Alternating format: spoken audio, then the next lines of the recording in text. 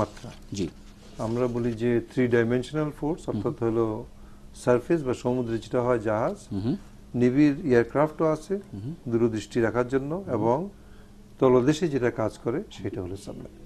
তো আজকে আমি একজন প্রাক্তন নৌবাহিনী কর্মকর্তা হিসেবে বলতে পারি এটা আমার জন্য এবং আমাদের দেশের জন্য একটা গর্বের বিষয় যে আজকে নৌবাহিনী সত্যিকার অর্থে স্বয়ংসম্পূর্ণ হলো ত্রিমাত্রিক হওয়ার, যাতে সারফেস শিপ, এয়ারক্রাফট এবং সাবমেরিন যুক্ত হলো। আচ্ছা, আমার দৃষ্টিকোণ থেকে দেখতে গেলে আপনার যদি সাবমেরিন না থাকে বা একাংশ না থাকে, তাহলে আপনি সেই খেলার জন্য পুরোপুরি ইকুইপড না। আজকে আমরা এক অর্থে সেই ইকুইপড হলাম। আচ্ছা, আচ্ছা। আপনার যদি বলেন যে 90 সালে করা পুরনো জাহাজ, বস্তুত পুরনো জাহাজ এখন এই অর্থে প্রয়োজন আমাদের সাবমেরিন একটা হলো হাইটেক ইনস্ট্রুমেন্ট, খুবই হাই টেকনোলজি। তো সেই ক্ষেত্রে এই দুটোকে আমরা যদি ধরি যে এটা আমাদের ট্রেনিং সাবমেরিন, আচ্ছা, ট্রেনিং সাবমেরিন, এই ট্রেনিং কিন্তু 2-4 দিন, 2-4 মাস, 2-4 বছরের বিষয় নয়।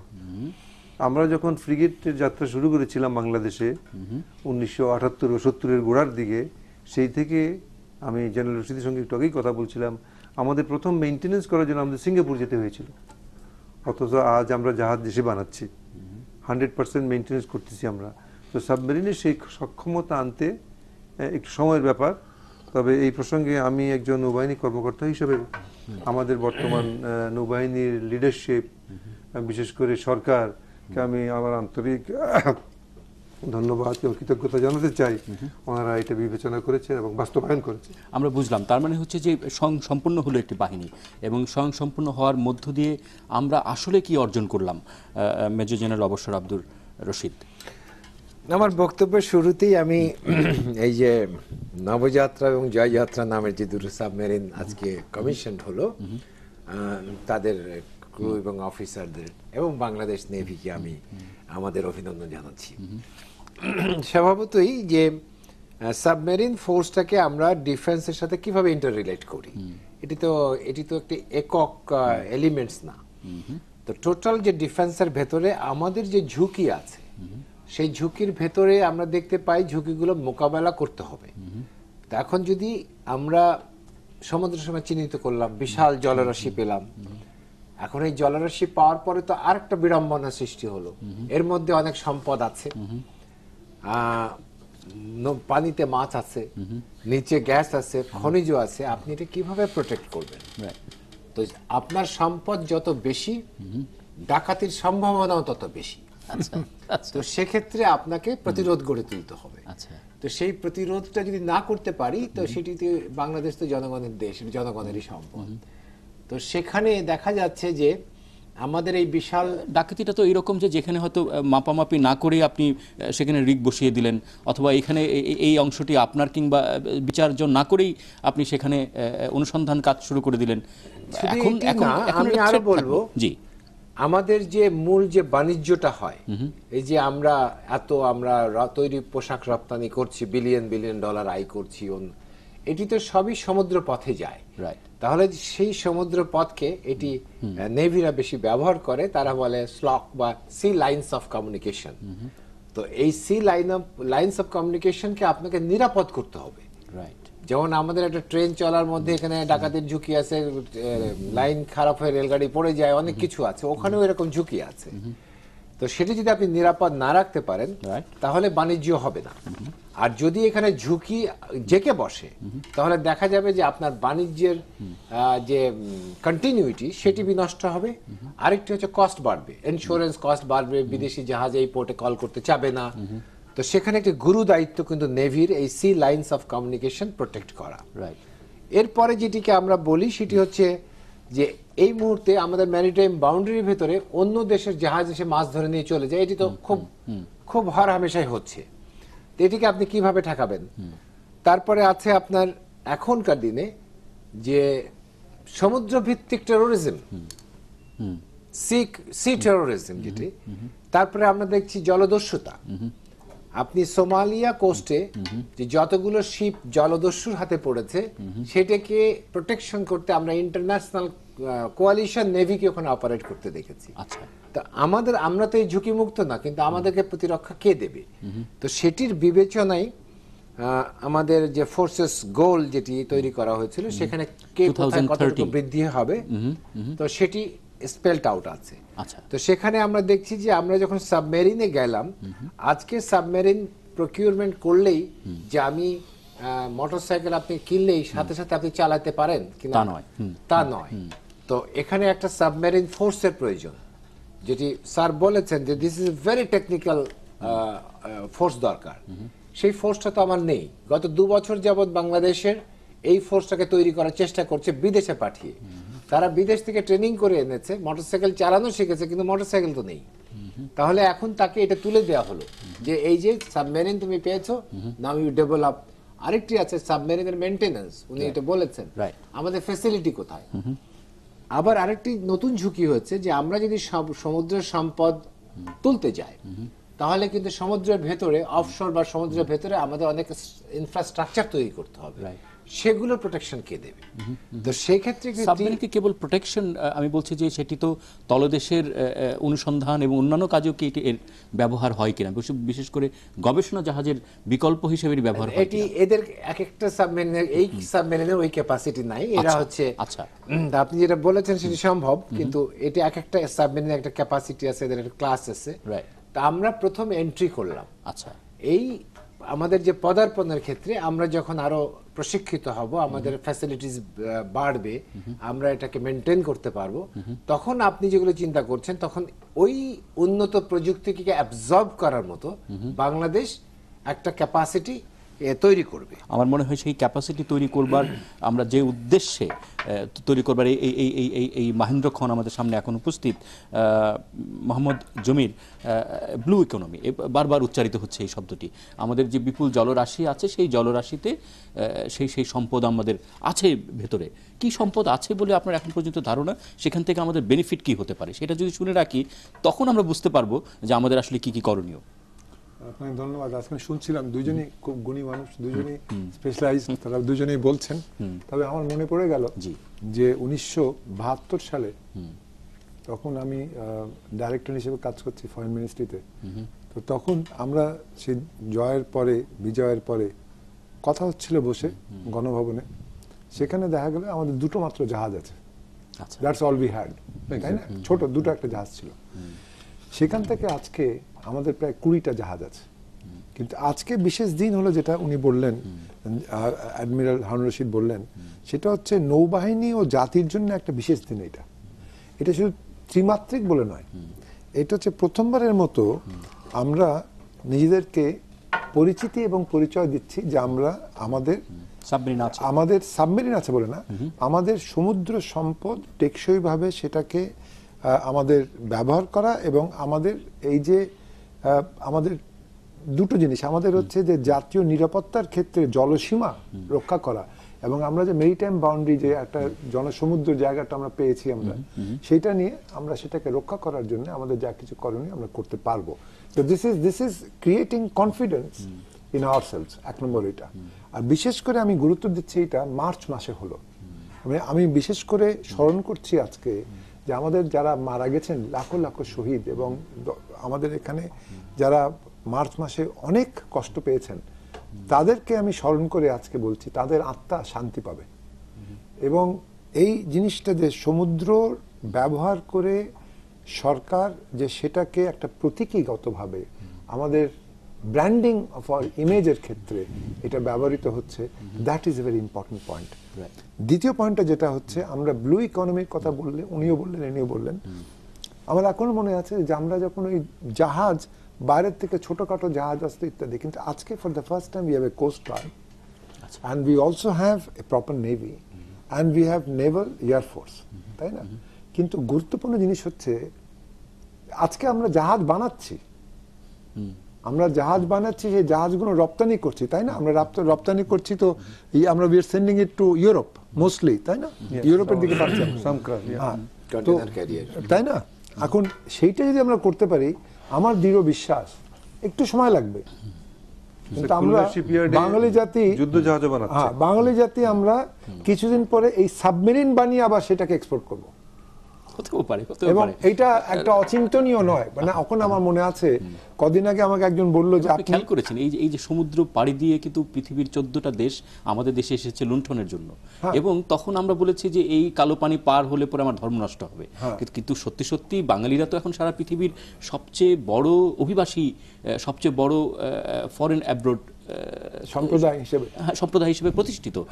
ফলে এখন এই সমুদ্র পথেই বোধহয় আমাদের নেক্সট টার্গেট বোধহয় এখন এগিয়ে যেতে পারে। সমুদ্রের পথ শুধু নয়, আমাদের কথা হচ্ছে সমুদ্রটাকে একটা বিশেষভাবে ব্যবহার করে সেটা আমাদের সামগ্রিকভাবে আমাদের জাতীয় অর্থনৈতিক কাঠামোগত দিক থেকে আমাদের উন্নয়ন কল্পে ব্যবহার করা।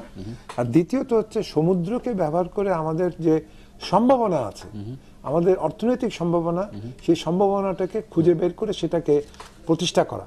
এই দুটো ক্ষেত্রে কিন্তু আজকে আমাদের একটা বিরাট একটা ভূমিকা আমরা উন্মোচন করা, মানে it's like a great window has been opened in our room. এখন অনেক রকমের আলো বাতাস ঢুকবে সেখানে। আমাদের মানে আমরা সবসময় যেরকম দেখি যে আমরা যখন বাড়ি নির্মাণ করতে চাই, ঠিক আছে, আগে দেয়ালটা নির্মাণ হোক, হ্যাঁ, আগে প্রোটেকশনটা হোক, আগে নিরাপত্তা হোক, এবং তারপর সেখানে ইট বালু সিমেন্ট আমাদের আপনি জানবেন। এখন জি জি আমাদের কথা হচ্ছে যে এই জিনিসটাকে আমাদের কিন্তু it should be seen as a stepping stone. Right.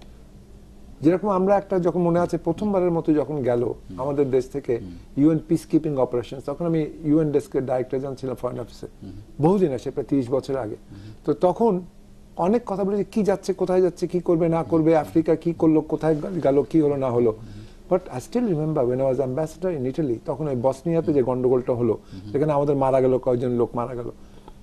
We have now established ourselves যে এরা অন্য লোকের সাহায্য ছাড়া, অন্য প্রতিষ্ঠানের সাহায্য ছাড়া বিরাট বড় বড় কাঠামোগত দিক আমরা ইনফ্রাস্ট্রাকচার তৈরি করতে পারি। পদ্মা সেতু আমরা প্রমাণ করছি যে আমরা প্রয়োজনীয়তায় আরবিট্রেশনের মাধ্যমে আমরা নির্বাচিত যেটা আমরা যা জিনিসটা আছে সেটা আমরা জলসীমা নির্ধারণ করছি আমাদের, যেটা আগে কোনোদিন করা হয়নি, কেউ বিশ্বাস করেনি করা হবে।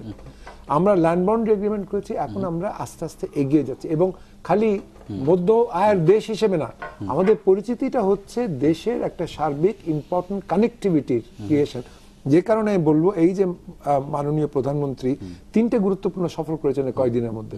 একটা ডাভোস গেলেন, আরেকটা হচ্ছে উনি মিউনিকে গেলেন। মিউনিকে গিয়ে ওখানে নিরাপত্তার জড়িত ব্যাপারে অনেক কিছু নিয়ে আলোচনা করেন, কেউ আগে যায়নি, এটা first time she went, and it's an important place she went.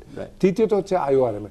এই তার আগে গত বছরে শি জিনপিং এসছে এবং তারপরে গোয়া গেছেন, বিমস্টেক হচ্ছে, BICM হচ্ছে, BBIN হচ্ছে। সার্বিক জিও স্ট্র্যাটেজিক প্রিন্সিপাল প্রয়োজনে we have now opened up a new vista for ourselves. এবং সাবমেরিন কেনা হয়েছে চায়নার কাছ থেকে, এবং এটি আমাদের জিও পলিটিক্সে কি ধরনের প্রভাব ফেলবে, এবং আমরা যে জায়গাটাতে আপনি জি আমরা সেই আলোচনাতে একটু আসি। একই সঙ্গে সামনে ভারত সফর তো অপেক্ষায় রয়েছে, সেখানে নানা রকম চুক্তি এবং সমঝোতার কথা আমরা শুনছি। হ্যালো, হ্যাঁ, আমরা শুনছি, আপনাকে বলবেন। আমি কানাডা থেকে বলছি। আমার নাম লেফটেন্যান্ট কমান্ডার লোকমান রিটায়ার্ড। আমার প্রশ্ন হলো অ্যাডমিরাল হারুন স্যারের কাছে।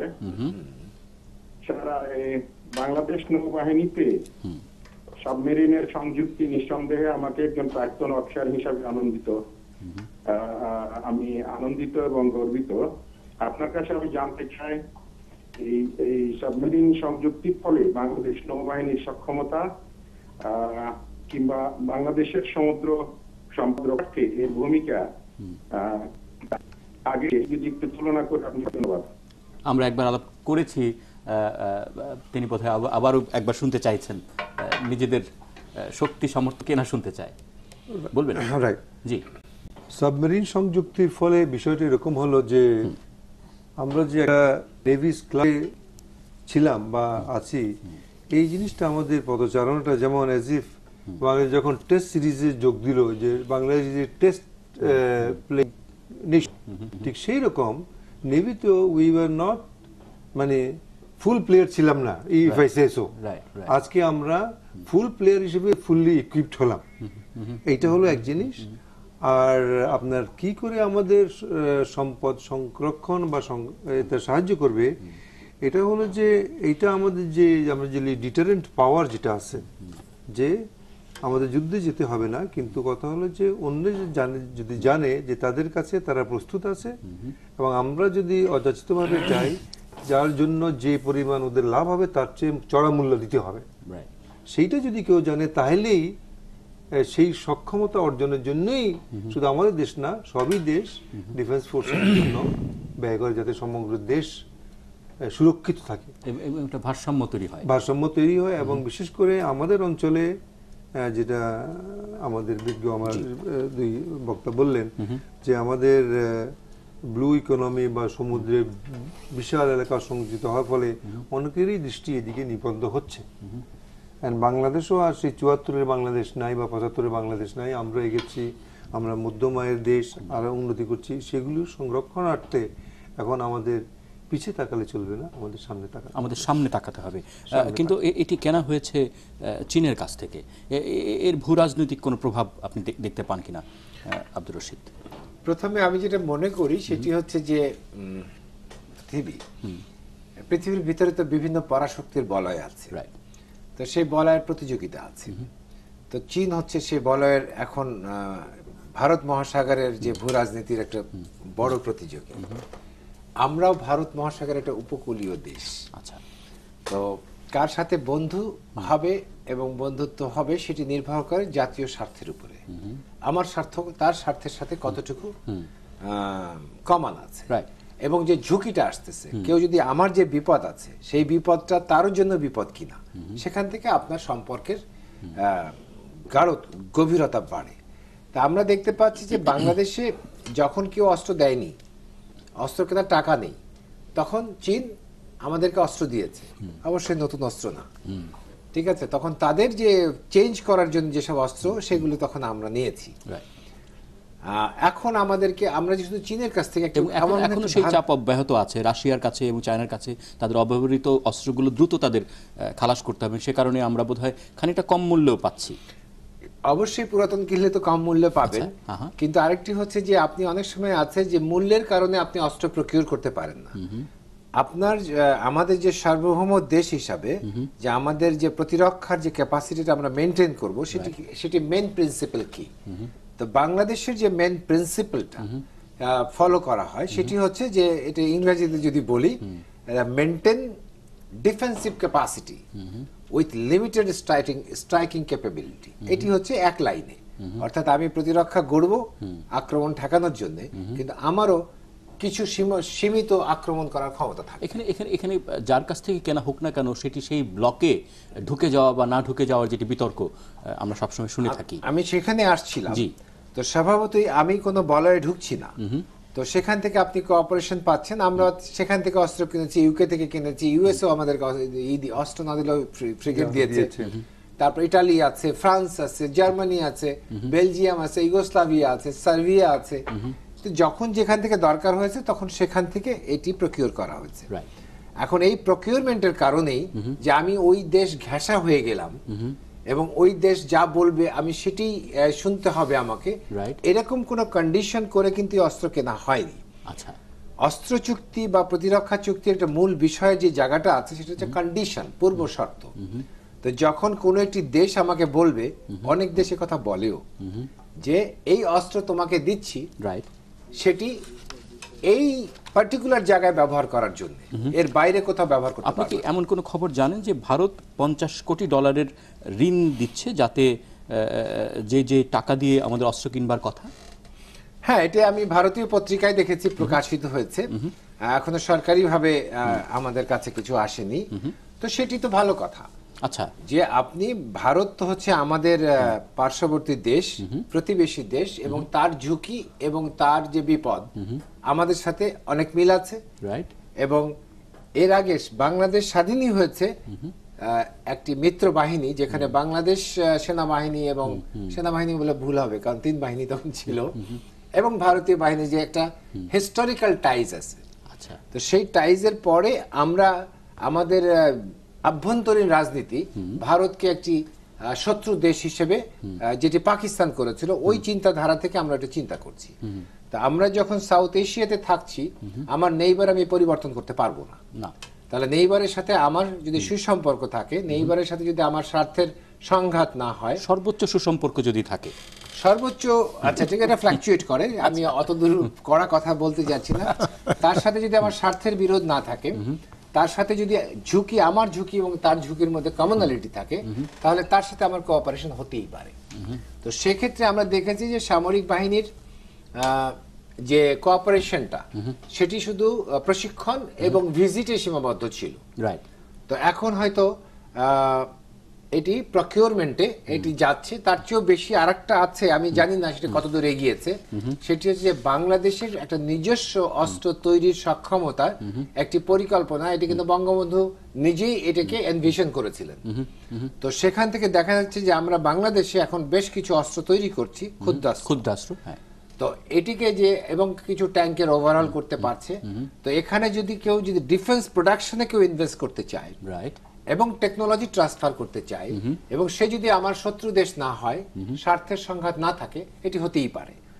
এখন সেক্ষেত্রে বাংলাদেশের যে আমরা কোন প্রোডাকশনে যাব, রাইট, এখন তো আমরা তো আর সেই 74 সালে নেই বা 72 সালে নেই।